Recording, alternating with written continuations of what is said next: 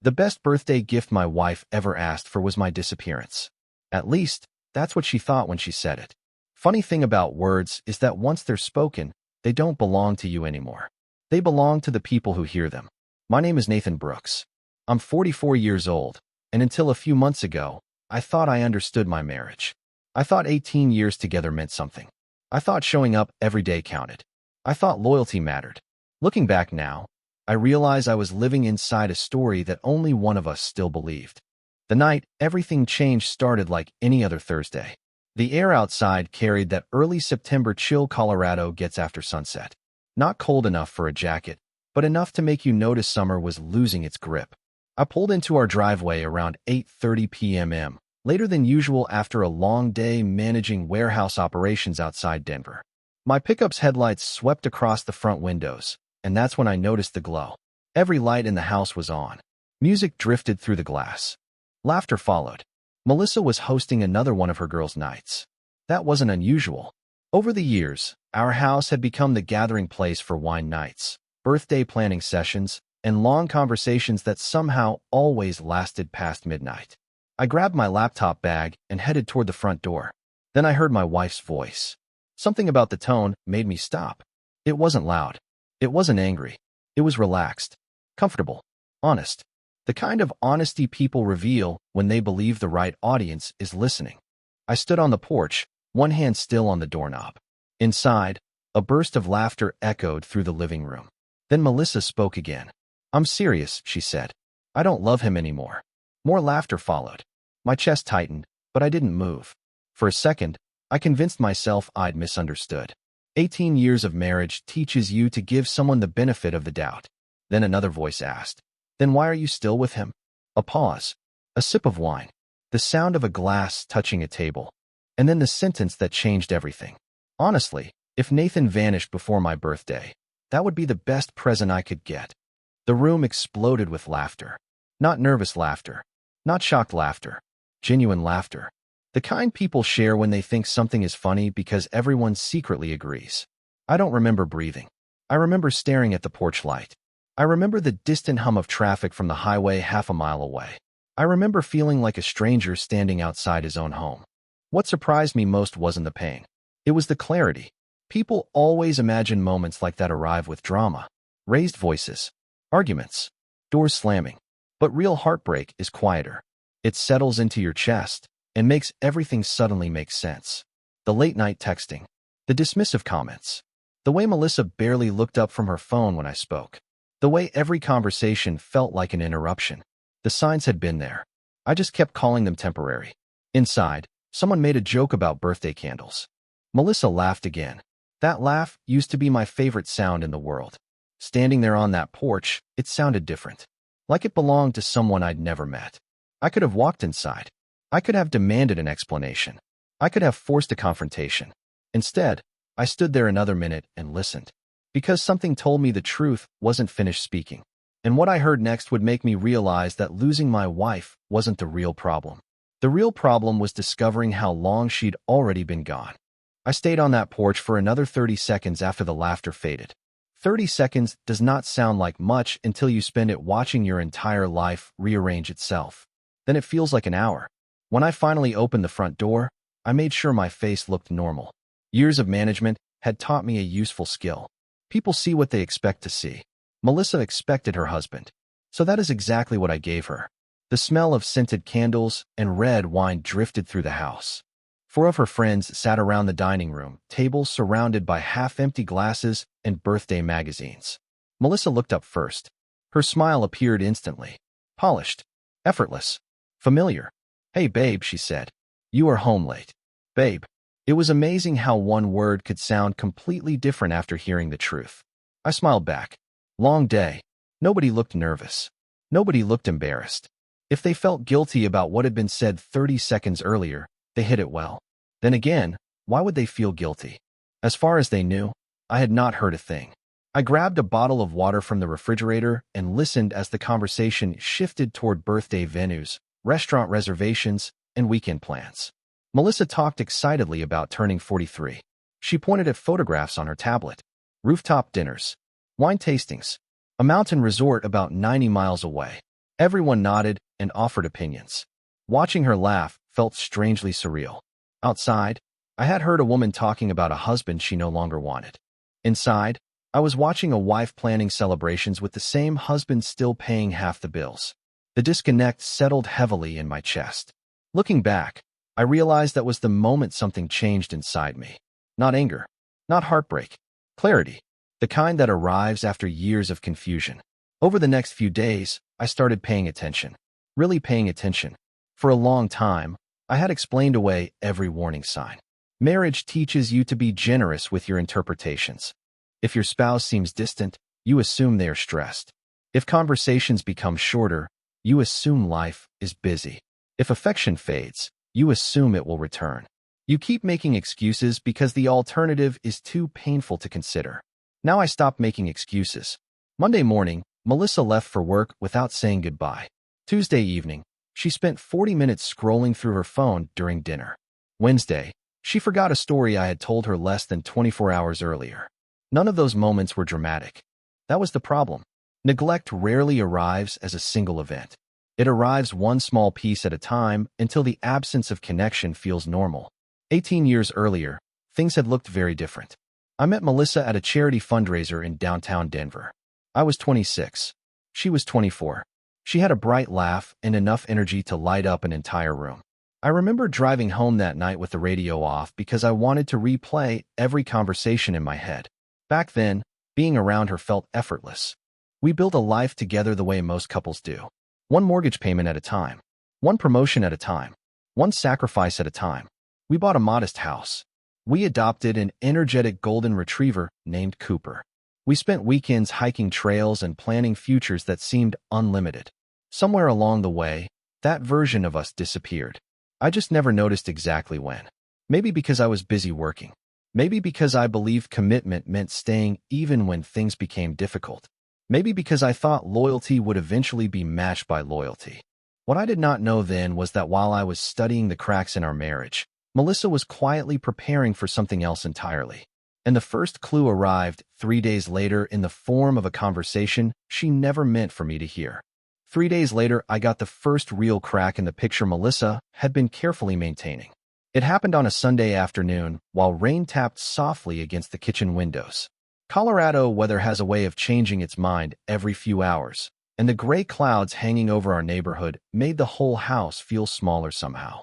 Melissa was upstairs getting ready for brunch with a friend.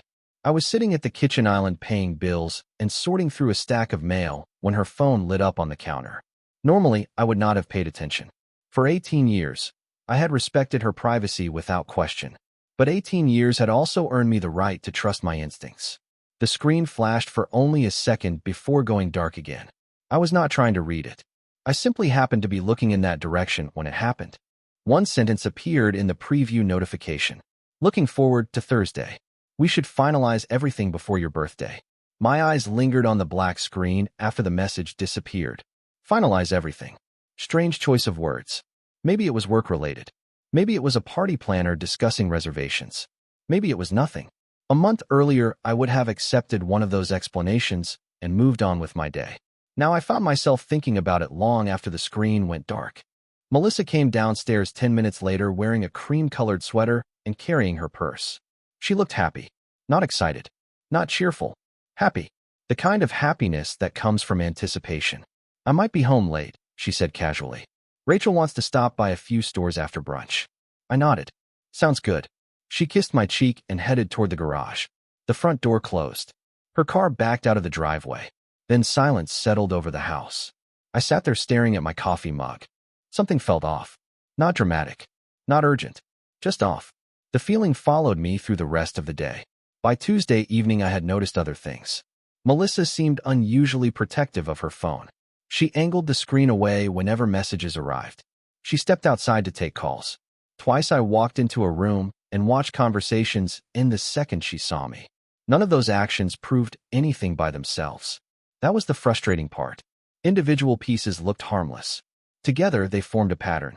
Looking back, patterns were everywhere. I simply had not wanted to see them. Wednesday night brought another clue. Melissa was in the shower when her laptop chimed from the dining room table. I was not snooping. I was putting away dishes when I heard the notification. The screen lit up automatically. A calendar reminder filled the display. Thursday, 10 a.m. Appointment with Henderson Family Law. My hand froze around a dinner plate. Family law. For a moment, I thought there had to be another explanation. Maybe it involved a friend. Maybe it was volunteer work. Maybe there was some innocent reason my wife had an appointment with a divorce attorney. Then I remembered the message. Finalize everything before your birthday. The pieces clicked together with terrifying ease. The room suddenly felt colder. I set the plate down carefully and stared at the reminder. The strange thing about betrayal is that it rarely arrives as a surprise. Deep down, some part of you already knows. The evidence simply gives your fears a name. I closed the laptop exactly as I found it and walked into the backyard. The sun was setting behind the Rockies, painting the sky in shades of orange and gold. Cooper wandered across the grass and settled beside me. I scratched behind his ears while my thoughts raced. Melissa had already taken steps. Real steps. Professional steps. This was not frustration. This was planning. And for the first time since that night outside the front door, I stopped asking whether my marriage was in trouble. Instead, I started asking a different question. How long had she been preparing for a future that did not include me? The next morning, I did something I had not done in years. I stopped reacting and started observing. Most people think life-changing decisions happen in a dramatic moment. They imagine shouting matches, ultimatums, or doors closing for the last time. My experience was different. The biggest decisions I ever made happened in silence. Thursday arrived with clear skies and cool air drifting through the neighborhood. Melissa left the house at 8:15 in the morning carrying a leather tote bag and a travel coffee mug. She looked relaxed, focused, purposeful. The appointment on her calendar was scheduled for 10 o'clock. Family law. Those two words had echoed through my head most of the night. I watched her taillights disappear down the street and felt something unexpected. Not panic. Relief. For weeks I had been searching for answers. Now I finally had direction. The uncertainty was fading. The truth was beginning to take shape. I drove to work and tried to focus on inventory reports, shipping schedules, and staffing meetings, but my thoughts kept returning to Melissa. More specifically, they kept returning to timing. Her birthday was less than 3 weeks away. The message on her phone. The appointment with the attorney. The conversations ending when I entered the room. None of it felt random anymore. By lunchtime, I stopped asking whether she was planning an exit. The evidence suggested she already had one. The real question was how far along that plan had progressed. Looking back now, that afternoon marked the beginning of a different version of me. For 18 years, I had approached problems as a husband. I looked for compromise, understanding, solutions that benefited both people. Now I found myself looking at the situation through a different lens. If Melissa was building a future without me, then I needed to understand exactly what that future looked like. Not to hurt her, not to punish her, simply to protect myself. That evening I came home before she did. Cooper greeted me at the front door with the same enthusiasm he showed every day. Dogs have a remarkable gift. They love the version of you that exists today. Not yesterday, not tomorrow, just today. I sat with him in the backyard while the sun slipped behind the mountains. For the first time in weeks, my thoughts felt organized. I began making a list. Personal savings, retirement accounts, mortgage information, insurance policies. Nothing dramatic, nothing secretive, just information I should have reviewed years earlier. Melissa arrived home around 6. She seemed cheerful, more cheerful than she had been in months. During dinner, she talked about birthday plans, restaurant reservations, and a weekend getaway she wanted to take with friends. I listened quietly. Every now and then she smiled at her phone. Every now and then a message arrived and disappeared before I could see the screen. Once, years ago, those small actions would have bothered me. Now they felt almost irrelevant. Something had shifted. I was no longer chasing explanations. I was gathering facts. Around 9, that evening, Melissa went upstairs to take a shower. Her phone remained on the kitchen counter. A notification appeared briefly on the screen. I was not trying to read it. The display simply lit up while I was standing nearby. This time the message came from a contact saved as Rachel. Good. He still has no idea. Another message followed a few seconds later. Everything should be ready before the birthday weekend. The screen went dark again. I stared at my reflection in the black glass. The room felt strangely calm. The words should have upset me. Instead, they confirmed what I already suspected. There was a plan. There was a timeline. And whatever Melissa was preparing, She felt confident enough to discuss it openly with someone else. Upstairs, water ran through the pipes. The television hummed softly in the living room. Outside, a cool autumn wind moved through the trees. Ordinary sounds, ordinary moments. Yet standing there in that kitchen, I realized something important. Melissa believed she was the only person preparing for the future. She had no idea that I had finally started preparing too. And what I would discover over the next few days would change everything I thought I knew about my marriage. The following Monday, I took a personal day for the first time in nearly 2 years. My coworkers probably assumed I was finally using some of the vacation hours I never touched. In reality, I was doing something much more important. I was finding out where I actually stood. The morning air was crisp as I drove across Denver toward a law office recommended by an old colleague. The building itself was unremarkable. Red brick, clean windows, a flag moving gently in the breeze outside. Nothing about it looked life-changing. Yet by the time I walked back to my truck 90 minutes later, I felt like I had stepped into an entirely different chapter of my life. The attorney's name was Michael Garner. Mid-50s. Calm voice. No dramatic promises. No speeches. Just facts. I appreciated that. I spent nearly an hour explaining my situation. The comments I overheard. The appointment with the family law attorney. The messages. The growing sense that my wife had already begun planning a future without me. Michael listened carefully, occasionally making notes on a yellow legal pad. When I finished, he leaned back in his chair and folded his hands. "Nathan," he said, "the most important thing you can do right now is stay calm and stay informed." Strange advice. Yet it was exactly what I needed to hear. He reviewed our finances with me. The house, savings, retirement accounts, investments, insurance policies. Nothing hidden, nothing unusual. Melissa and I had always maintained fairly transparent finances. Ironically, that transparency now worked in my favor. For years I had handled most of the administrative details simply because I was organized and enjoyed keeping things running smoothly.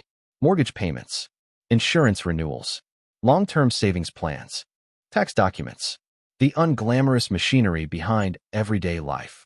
Michael explained my options. He explained potential outcomes. Most importantly, he explained something I had not fully understood until that moment. Preparation changes everything. The person who understands the situation first often has the advantage. Driving home, I felt oddly peaceful. Not happy, not relieved, peaceful. The uncertainty that had haunted me for weeks was beginning to disappear. Information does that. Facts remove fear. That evening I stopped at a grocery store before heading home. Melissa's birthday was less than 2 weeks away now. The seasonal displays near the entrance were already filled with autumn decorations. Pumpkins, candles, orange leaves made of fabric. I found myself staring at a display of birthday cards longer than necessary. Somewhere nearby, a child laughed. Shopping carts rolled across polished floors. Ordinary life continued exactly as it always had. Meanwhile, mine was quietly changing direction. When I arrived home, Melissa was sitting at the kitchen island scrolling through her phone. She barely looked up when I walked in. "How was work?" she asked. The question sounded automatic, like something said out of habit rather than interest. "Good," I replied. "Busy." She nodded and returned her attention to the screen. A year earlier that moment might have bothered me. Now it simply confirmed what I already knew. The distance between us was no longer temporary. It was structural, built one neglected conversation at a time. Later that night, after Melissa went upstairs, I sat alone in the living room. Cooper rested beside the couch, occasionally lifting his head whenever a car passed outside. The house felt quiet, familiar, almost comforting. I looked around at 18 years of memories. Family photographs, vacation souvenirs, holiday decorations packed neatly into storage bins. Evidence of a life that had once felt permanent. Looking back, I think that was the moment I stopped viewing myself as a husband trying to save a marriage. Instead, I became a man preparing for reality. Because the truth was becoming impossible to ignore. Melissa was planning something. She believed she controlled the timeline. She believed she controlled the outcome. What she did not know was that for the first time in a very long time, I had stopped waiting for her next move. I was already making my own. Melissa's birthday week arrived with the kind of bright Colorado weather people wait all winter for. Clear skies, cool mornings, golden leaves beginning to appear along the streets. Everything looked peaceful from the outside. That was the strange part. The closer my marriage moved toward its ending, the more normal everything appeared. By Tuesday, I had finished making every preparation I needed. Important documents were organized. Personal accounts were secured. A small furnished apartment 30 miles away was ready. Nothing extravagant. Just a clean place with a balcony overlooking a quiet lake and enough room for a man starting over. Every step felt surreal. Not because I doubted my decision, because I never imagined I would be making it. 18 years is a long time to build a life with someone. You do not walk away from that lightly. Even after everything I had learned, part of me kept hoping for something to change. A conversation, an explanation, some sign that Melissa still saw me as more than an obstacle standing between her and whatever future she had planned. But those signs never came. If anything, she seemed more distant than ever. 3 nights before her birthday, she hosted another gathering at the house. Several friends came over carrying gift bags and bottles of wine. Music drifted through the living room while laughter floated down the hallway. I stayed mostly upstairs in my home office pretending to review work reports. The truth was I simply did not want to be part of the performance anymore. Around 9 o'clock, I walked downstairs to refill my water bottle. Nobody noticed me at first. Their attention was focused on a conversation happening near the kitchen island. Melissa stood at the center of the group, smiling while Rachel spoke. "Just a few more days," Rachel said. "Then everything starts fresh." Several women exchanged knowing looks. Melissa laughed and lifted her glass. "Trust me," she said. "I cannot wait." The words landed differently now. Months earlier, I might have wondered what they meant. Now I understood enough. Not every detail, but enough. I quietly returned upstairs without saying a word. That night, I slept better than I had in weeks. Not because I was happy, because uncertainty was finally gone. The next morning, I woke before sunrise. The house was silent except for the hum of the refrigerator downstairs. Melissa slept on her side of the bed, facing away from me. Pale morning light filtered through the curtains and stretched across the room. For a long moment, I simply sat there. 18 years. Vacations. Holidays. Arguments. Celebrations. Countless ordinary Tuesdays. Entire seasons of life contained within those walls. I expected sadness. Instead, I felt gratitude. Not for how things ended, for the fact that I had finally accepted reality. Later that afternoon, I signed the lease paperwork for the apartment. The property manager handed me a small set of keys attached to a blue plastic tag. Such an ordinary object. Yet holding those keys felt like holding permission. Permission to stop fighting a battle I had been fighting alone. Thursday evening arrived. Melissa's birthday weekend officially began the following morning. She spent hours making reservations, confirming plans, and texting friends. Excitement seemed to radiate from her. Every few minutes, another notification appeared on her phone. Another smile crossed her face. Another reminder that her attention already belonged somewhere else. Around midnight, she finally went upstairs. I remained in the kitchen. The house felt quiet again. Familiar. Temporary. I opened a drawer and removed a single sheet of paper. For several minutes, I stared at the blank page. Then I began writing. Not a speech. Not an argument. Just a few honest sentences. When I finished, I folded the note and placed it beside the coffee maker where she would find it in the morning. Outside, the neighborhood was still. Streetlights reflected softly against parked cars. A cool breeze moved through the trees. I picked up my overnight bag, clipped Cooper's leash into place, and walked toward the front door. Behind me stood the life I had spent 18 years building. Ahead of me stood something uncertain. But for the first time in a very long time, uncertainty no longer frightened me. The first call came at 7:12 the next morning. I was standing on the balcony of my apartment watching sunlight spread across the lake when my phone began vibrating across the small patio table. Melissa. I let it ring. A minute later it rang again. Then again. By 8 o'clock there were 12 missed calls and nearly 20 text messages waiting on the screen. I did not read them immediately. Instead, I poured myself a cup of coffee and watched a pair of ducks glide across the water. For the first time in months, the silence felt peaceful instead of lonely. Eventually, curiosity got the better of me. The first message was simple. "Where are you?" The second carried more urgency. "Nathan, this is not funny. Call me." The third arrived 15 minutes later. "We need to talk." By noon, the tone had changed completely. "Please answer. I do not understand what is happening." I stared at the screen for a long moment before locking the phone and setting it aside. The strange thing was that I did not feel satisfaction. I felt distance. Emotional distance. The kind that forms after carrying disappointment for too long. Meanwhile, back at the house, reality was beginning to arrive. I learned that later through mutual friends and a handful of conversations that slowly reached me over the following weeks. Melissa's birthday breakfast never happened. The reservations she had been so excited about were canceled. Several friends spent the morning helping her search for answers she could not find. The note I left behind was short. Only 3 sentences. I told her that I had heard what she said. I told her that she was finally getting the gift she asked for. And I told her I wished her a happy birthday. Nothing more. Nothing less. Looking back, those 3 sentences said everything that needed saying. The following days revealed something neither of us had fully understood. Melissa thought my absence would create space. Instead, it created problems. Small ones at first. Utility accounts. Insurance paperwork. Scheduled maintenance appointments. Automatic payments connected to accounts I managed. Deadlines. Responsibilities. Endless little details that keep adult life moving forward. None of them were difficult individually. Together, they formed an invisible system that had quietly operated in the background for years. A week after I left, my supervisor called with unexpected news.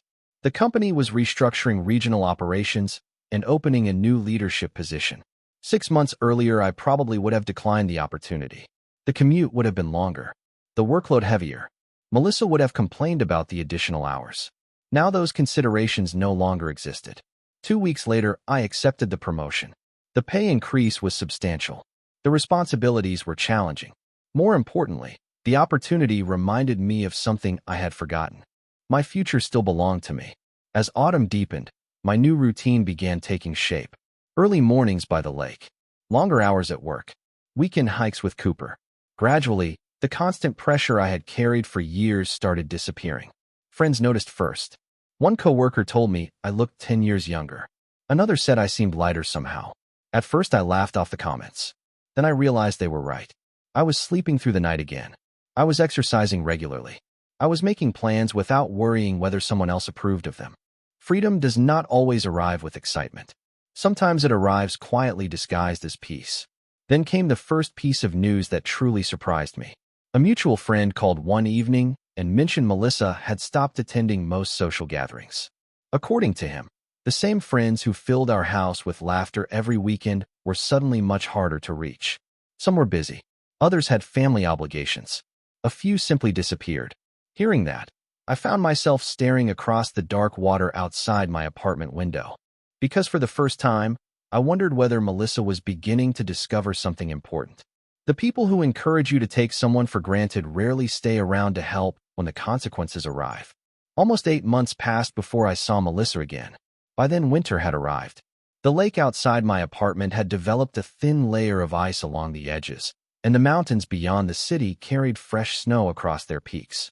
Life had settled into a rhythm I barely recognized compared to the man I had been a year earlier. Work was going well. The promotion had opened doors I never expected. My weekends were no longer spent managing someone else's expectations. I hiked. I read. I visited old friends. Sometimes I sat on my balcony with a cup of coffee and enjoyed the simple luxury of silence. The strange thing was that happiness had not arrived all at once. It arrived gradually, one peaceful day at a time. That was why the phone call surprised me. It came on a Thursday afternoon while I was leaving a meeting. The number was unfamiliar. Normally, I would have ignored it. Something told me not to. Nathan. The voice on the other end sounded hesitant. Smaller somehow. I recognized it immediately.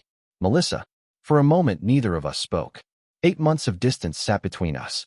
8 months of unanswered questions, missed opportunities, and separate lives. Can we talk? She finally asked. I looked out the office window at traffic moving through downtown Denver.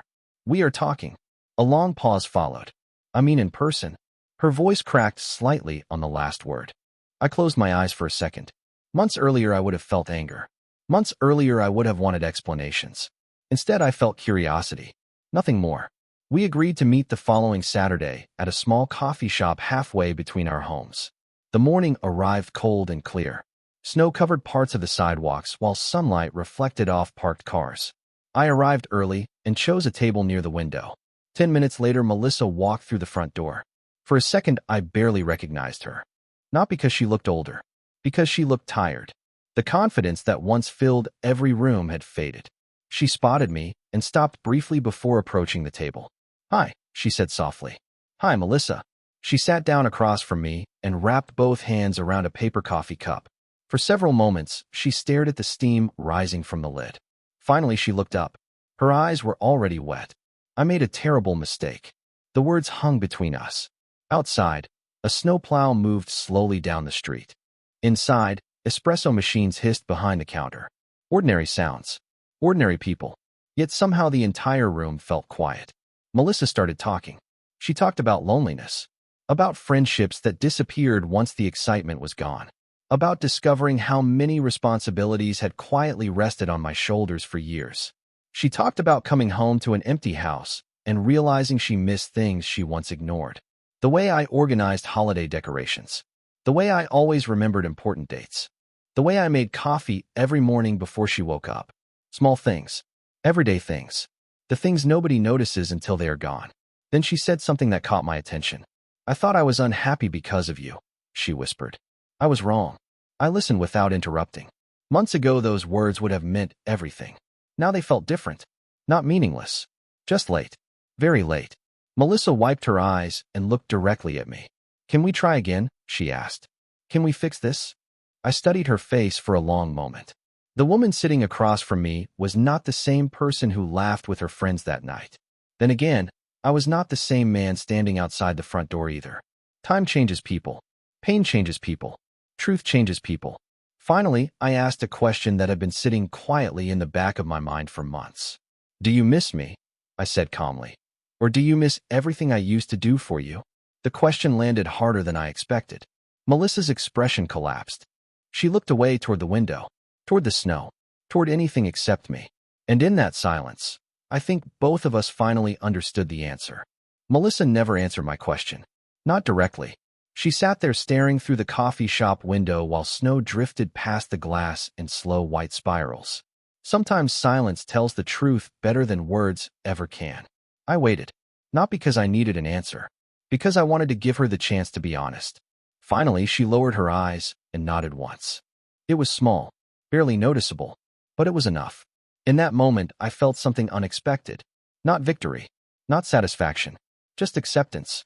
For years, I had carried the responsibility of keeping our marriage alive. I planned the vacations. I remembered the anniversaries. I fixed the problems. I absorbed the disappointments. Somewhere along the way, I became so focused on holding everything together that I forgot one simple truth. A marriage cannot survive on the effort of one person. Melissa wiped her eyes and apologized again. Then one more time. I believed she was sincere. I believed she regretted what happened. I believed she genuinely wished she could go back and change things. The problem was that regret and repair are not the same thing. Some bridges collapse slowly over time. By the time people notice the damage, the structure is already gone. We talked for another hour. About the past. About mistakes. About choices. About the people we had become. The conversation was calm. Respectful. Honest. In many ways, it was the most honest conversation we had shared in years. When it finally ended, I stood and put on my coat. Melissa looked up at me one last time. "So this is really it?" she asked quietly. I looked at her for a moment. Then I smiled. Not out of bitterness. Not out of anger. Simply because I finally understood something that had taken me 18 years to learn. "This ended a long time ago," I said gently. "We are just the last two people to accept it." Tears slipped down her cheeks. I wished her well. I truly did. Then I walked out of the coffee shop and into the cold winter air. The sky above Denver stretched bright and clear. The mountains stood in the distance covered in fresh snow. Traffic moved steadily through the streets. Life continued exactly as it always does. The world rarely stops for heartbreak. Looking back now, I do not see myself as a victim. I see myself as a man who stayed too long in a place where he was no longer valued. But I also see something else. I see a man who eventually found the courage to leave. The apartment by the lake became a home. The promotion became a career milestone. New friendships entered my life. Old friendships grew stronger. Cooper still greeted me every evening like I had been gone for a year. Some mornings I sat on the balcony with a cup of coffee watching sunlight dance across the water and felt grateful for things I once overlooked. Peace, freedom, self-respect. Those things matter more than people realize. Melissa and I finalized our divorce several months later. There were no dramatic courtroom scenes, no shouting matches, no revenge, just paperwork, signatures, and two people moving in different directions. Sometimes the most powerful ending is the quiet one. The greatest lesson I learned from all of this is simple. Never measure your worth by someone else's ability to appreciate you. People can overlook loyalty. They can underestimate kindness. They can take consistency for granted. That does not reduce the value of those things. It only reveals the limitations of the person refusing to see them. The day I walked away was not the day I lost my marriage. It was the day I found myself again. And now I am curious about something. After hearing this story, what would you have done in my position? Would you have stayed and fought for the relationship, or would you have made the same choice I did? Share your thoughts in the comments because I would genuinely like to know. And if stories like this remind you how important self-respect, resilience, and personal growth really are, consider subscribing so you do not miss the next journey. Sometimes another person's story helps us understand our own. As for me, every morning when I look across that lake, I remember one final truth. The day I disappeared from her life was the day I finally returned to mine.